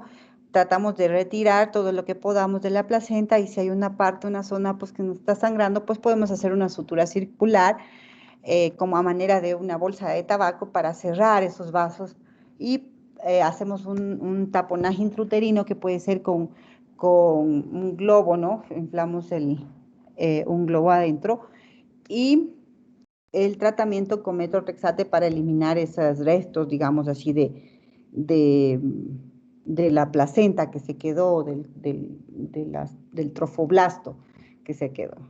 Aquí, por ejemplo, en el taponamiento intrauterino va muy bien una bolsita o un globo de Bacri, por ejemplo, ¿no? Que no sé si hayan oído, es un globo que se le infla, ¿no? Con solución salina y que hace taponamiento internamente del útero para evitar el sangrado posterior o posparto o poscesárea en este caso. Entonces, las complicaciones, pues como nos podríamos imaginar en esos casos, la hemorragia grave que necesita transfusión, se necesita recurrir a dos medidas que pueden salvar a la paciente, una compresión aórtica infrarrenal manual o una disección y empleo de instrumental por encima de la bifurcación. Eso es como una medida de urgencia, ¿no? De ese momento, iniciar las transfusiones apenas aparezca la hemorragia y terminamos inclusive haciendo una ligadura de hipogástricas, ¿sí? Cuando requerimos, o lo que ya habíamos dicho, una histerectomía obstétrica en el caso de cuando sea de suma urgencia, pues. ¿Listo? Bueno, eso dentro de lo que respecta al acretismo. En el acretismo es un tema un poquito más sencillo para nosotros por el hecho de que si es que hay acretismo y mi útero empieza a sangrar, pues tengo que sacar ese útero, entonces ahí podemos decir termina el problema. Sin embargo, es nuestra obligación sí, nuestra obligación es más bien sospechar, por ejemplo, en esas pacientes donde yo tengo una placenta previa, que a veces yo la diagnostico a las 20 semanas, como ya hemos dicho muchas veces, a veces ahí todavía el diagnóstico no es certero, porque debido al crecimiento del segmento uterino puede esa placenta subir, no migrar o volverse fúndica, pero en esas placentas que persisten en 32, 33, 34 semanas y seguimos con placenta previa, pues obviamente esas pacientes hay que sospechar de que tal vez en algún momento puedan tener acretismo, sobre todo si hay factor de riesgo como las incisiones anteriores en el útero, ¿no? Unas cicatrices uterinas previas, como son las cesáreas, lo más frecuente, y también las miomectomías que también se pueden realizar.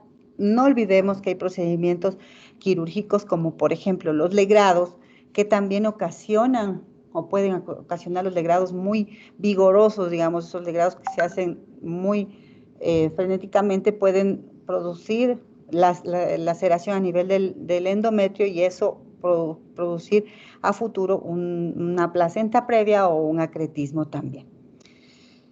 Creo que hasta este punto es lo que podemos hablar del acretismo, tener siempre en cuenta o en cuidado, pues, la evaluación hemodinámica de la paciente, saber clasificar cuándo es una placenta ácreta.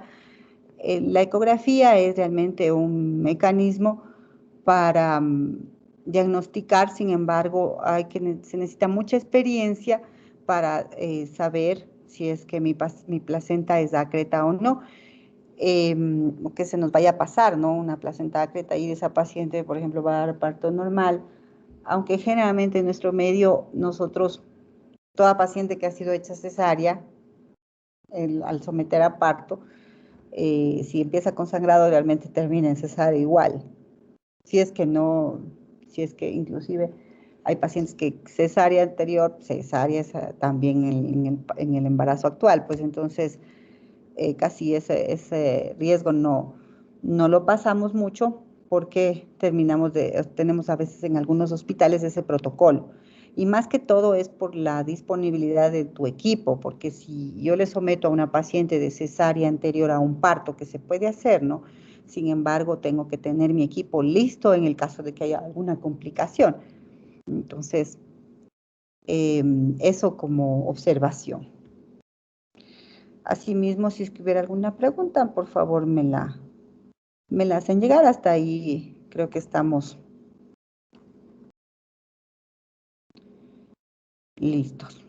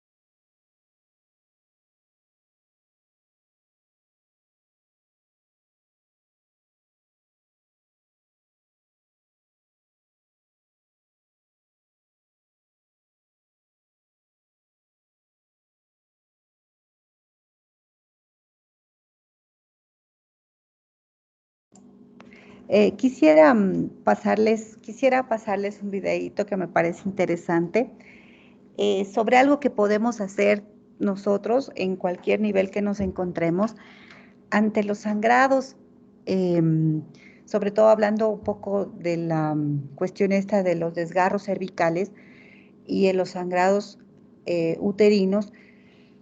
No sé si han oído de la técnica SEA. Entonces, les voy a pasar un videíto que me parece interesante que lo sepan y que ustedes pueden aplicarlo. Este video está súper sencillo en cómo es la técnica y lo fácil que es realizarla, sobre todo personal de primer nivel, en instituciones inclusive más grandes, hospitales y todo. O sea, lo pueden realizar y es súper fácil. Entonces, inclusive para la reparación posterior de un cervix que a veces está sangrando, va muy bien. Entonces voy a compartirles el video para que lo vean y luego podemos comentar alguna situación.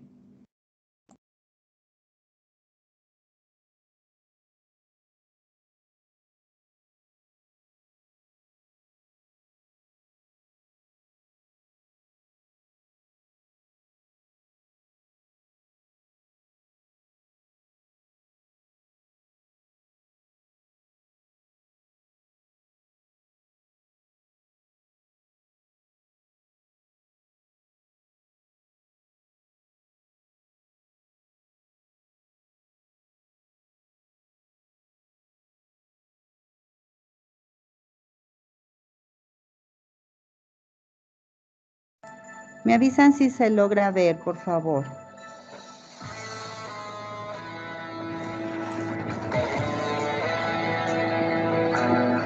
Paciente después de un parto que presenta una hemorragia, le ponemos oxitocina y no necesitamos el equipo Chévere, de pensamiento, gracias. que consiste en 2 valvas,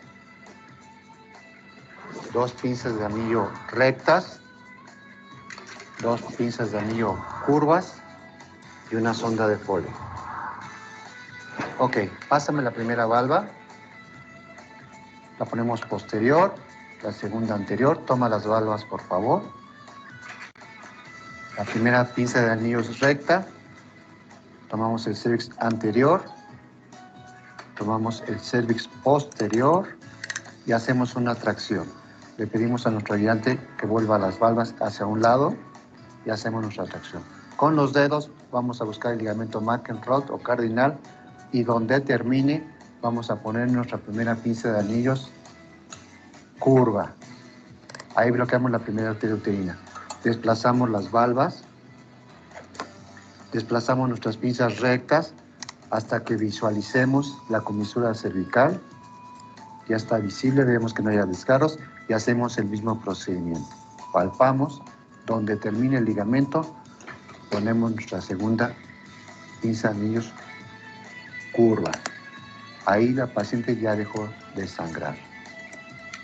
Quitamos nuestras pinzas rectas y vemos si está sangrando, si no está sangrando la paciente.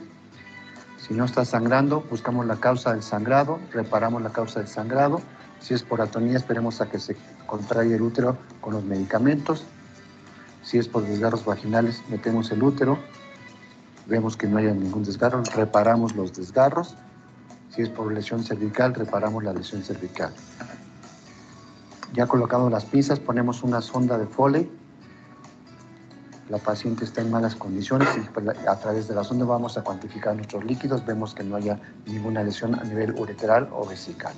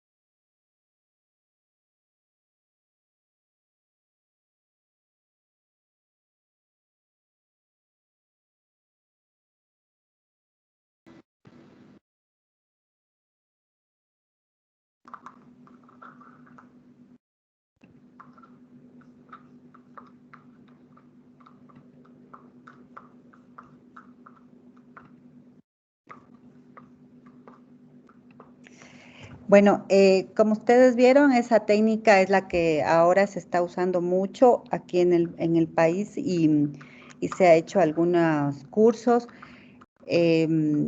Ustedes, como ustedes ven, ustedes pueden realizarla tranquilamente. No sé si alguno ya la ha hecho, ya la ha realizado.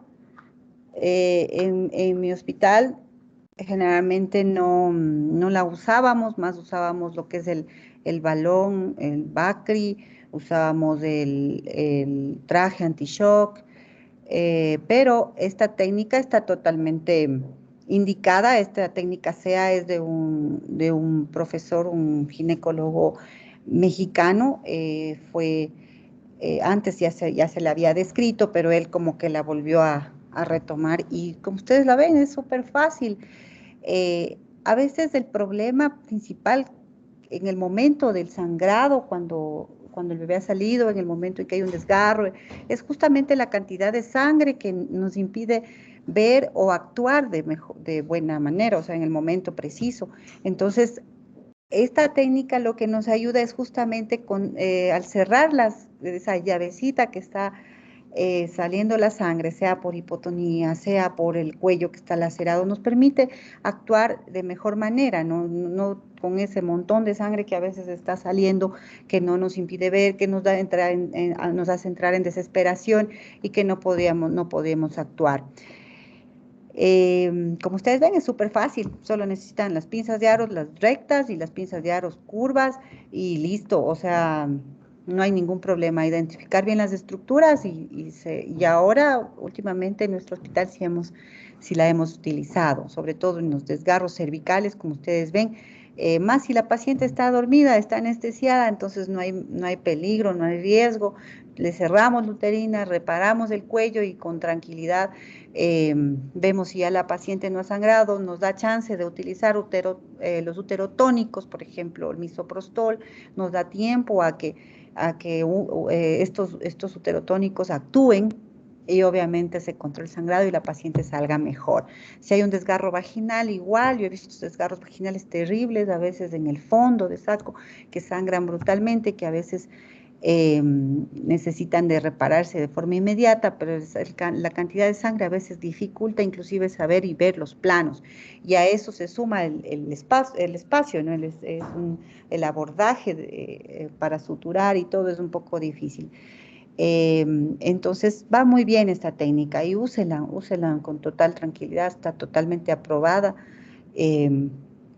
justamente tiene mucha relación con lo que hemos visto y siempre es necesario un video para saber, porque yo puedo decirle maravillas, pero si no vemos en el momento cómo se hace, pues a veces no entendemos muy bien cómo realizar el manejo con esta técnica.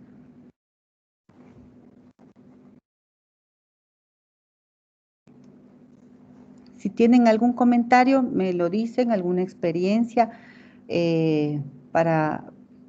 no sé, si es que en algún lugar lo están haciendo, donde ustedes laboran, pues pueden comentarlo, no hay ningún problema y lo podemos discutir.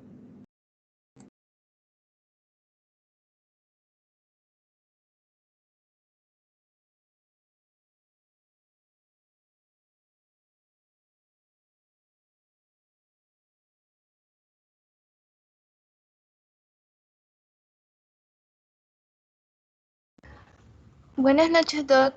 La verdad que es la primera vez que veo esta técnica y tengo curiosidad, o sea, ¿se tiene que realizar solamente cuando la paciente esté anestesiada?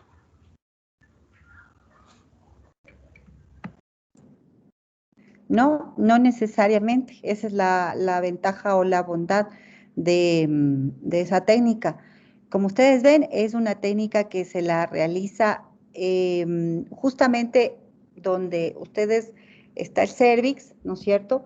Y hay el ángulo donde va ya a observarse el ligamento cardinal, entonces ese fondo de saco, digamos, a cada lado, es justamente ahí en la referencia, como el doctor cogió con el dedito y lo pinzó, ¿no es cierto? Y se identificó. Entonces, ustedes pueden ponerle perfectamente, puede usarse en paciente que esté despierta, que no, si es que el sangrado es abundante, la paciente, créanme, no va a estar preocupada del dolor, más bien puede empezar a tener signos de hipotensión o de shock, entonces es preferible usarla.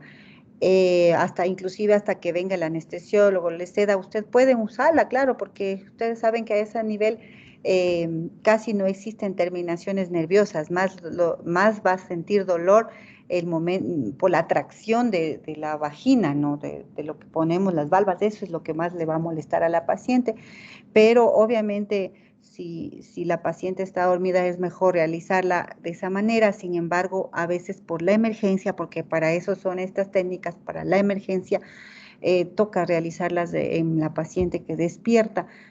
Pero lo que más le va a molestar a la paciente en ese momento es las valvas, lo que tú le abres, el ayudante le abre de un lado al otro lado, eso es lo que más le molesta, porque nosotros sabemos que la sensibilidad va a estar más en la parte de la vagina, en las paredes vaginales, en la parte de la vulva, más que a nivel del cuello o un poco más allá, que es donde está en ese ángulo donde ya se unen los ligamentos cardinales.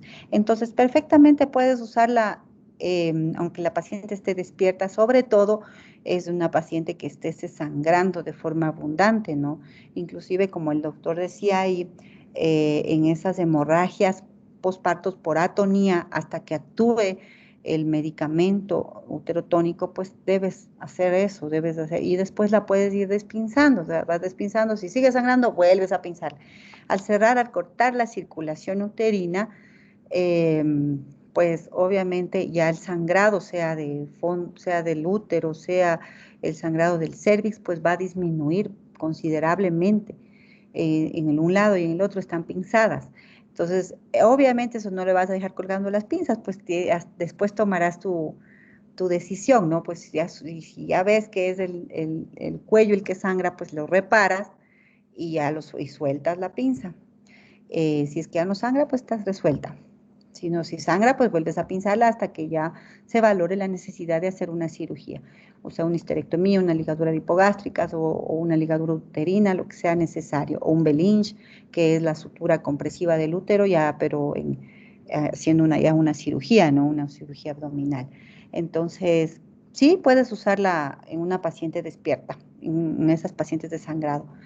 Si a veces utilizamos o inflamos un balón de Bacri, imagínate esta técnica que es un poco hasta más, digamos, no tan traumática, se podría usar. Eso sí, con las pinzas de aro curva siempre debes tenerlas, eso sí, si es que vas a utilizar, porque hacer con otras pinzas más bien puedes lacerar, lastimar o quién sabe hasta desgarrar los vasos. Entonces con estas con estas pinzas son atraumáticas, entonces podríamos realizarlas en una paciente despierta tranquilamente. Doc, verá, yo esta técnica, bueno, no sé si está bien, pero más o menos yo la he utilizado de una manera, o sea, desconocí en realidad esta técnica. Lo que yo suelo hacer es cuando hay lesiones a nivel del canal en el cervix, entonces se le busca con la pinza de aro, le cojo la parte anterior y la parte posterior.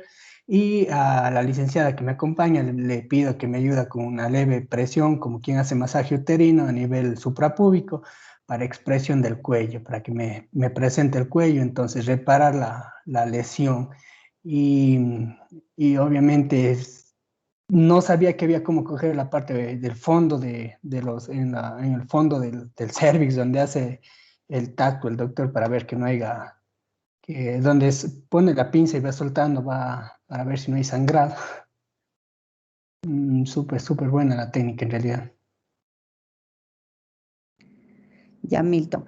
Te explico una cosa. La cuestión de las pinzas arriba, abajo del cervix es para suturar, ¿no es cierto? Para exponer el cuello y poder suturar el desgarro. Pero si nos damos cuenta, esto es a los lados, porque las arterias uterinas están justamente corriendo por ahí, ¿no? Entonces, es justamente en ese ángulo hacia el fondo, tocas tu dedito hacia el fondo, ya cuando da esa curva, el cervix, pues no, en el fondo de saco, pero no sería ni posterior ni anterior, sino lateral, ahí vamos a pinzar. Y la idea es comprimir la uterina, la arteria uterina que está pasando ahí. O sea, es como cuando nosotros hacemos una cesárea y nos está sangrando, se nos hizo un hematoma, yo cojo y le ligo a la uterina, ¿no es cierto? Entonces lo mismo, pero por abajo, digámoslo así, lo vamos a hacer y de forma atraumática. Entonces, claro, yo para reparar mi cuello del útero pongo mi pinza aro arriba, pongo mi pinza aro abajo y expongo al cuello, lo tracciono, es más. Entonces, al traccionar, como tú lo viste, solo lo que nos faltaría es ahí, si es que está sangrando mucho, pues si queremos limpiar nuestro campo, pues poner una pinza curva, como ves, pinza de aro curva, en los lados laterales, o sea, pero hacia el fondo, cuando ya tocamos esa angulación, ¿no es cierto? Cuando ya se ve esa Claro, angulación, hendidura. no veo ningún problema y no estoy lastimando ni lacerando nada, ¿sí? Y obviamente luego el esófago, ya no sangra, chévere, quedamos bien. Entonces, sí les invito a realizarla porque todos podemos hacerlo eh, sin ningún problema, utilizando el equipo necesario. Ajá. Qué bueno, mejor. Gracias, doctor. Ok.